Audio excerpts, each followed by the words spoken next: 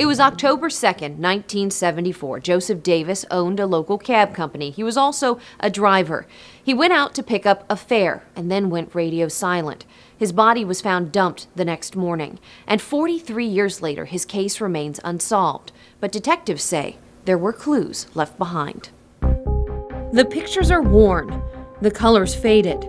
But the memory of the night Joseph Roy Davis died is forever fresh in the minds of his children. At 20 years old, Davis's son, also named Joseph, was the oldest of 4 children and worked at his father's cab company as a dispatcher.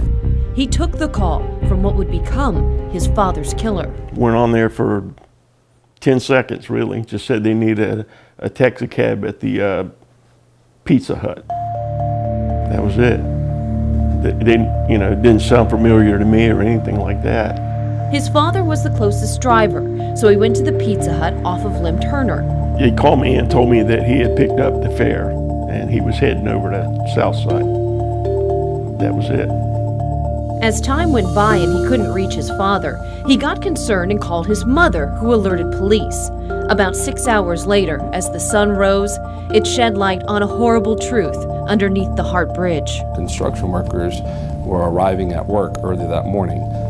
There was a construction site at the time, and there he laid, but his cab was nowhere in sight. Just tire tracks next to his body. Then, just before noon that day, JSO got a call about a cab sitting empty on Chester Avenue, Diamond Cab, number 5. And even more, they had a witness who had seen a man sitting in that cab. When he saw this individual in the cab, he was looking down as if he was reading something or looking at something.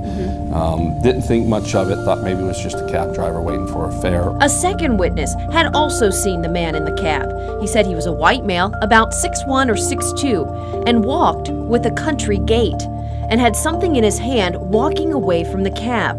Both said the man looked to be only in his mid to late 20s. So there's a strong likelihood that he's still with us today. He's walking around there, So there's obviously a public safety issue here that we have a murderer walking around Jacksonville that's responsible for this back in 1974 has never been identified. JSO believes the murder was robbery related. Davis's family, though, isn't so sure. We believe, it was they set up.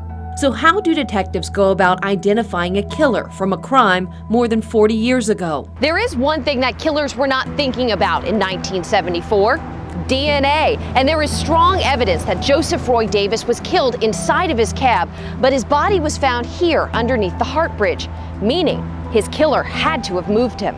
With someone removing him from the cab, obviously they had to put their hands on him.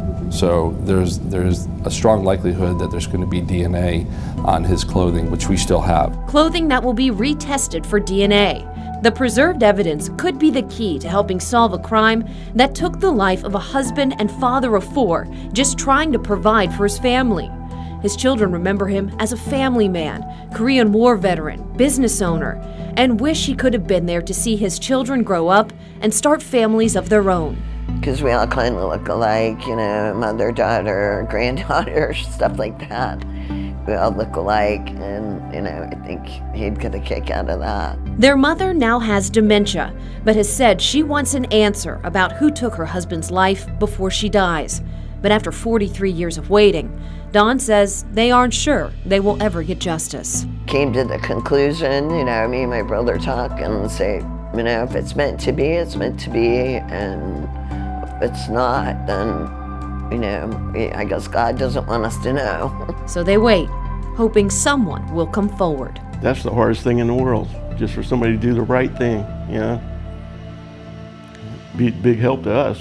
In Jacksonville, Katie Jeffries with photographer Jeff Renfro for First Coast News.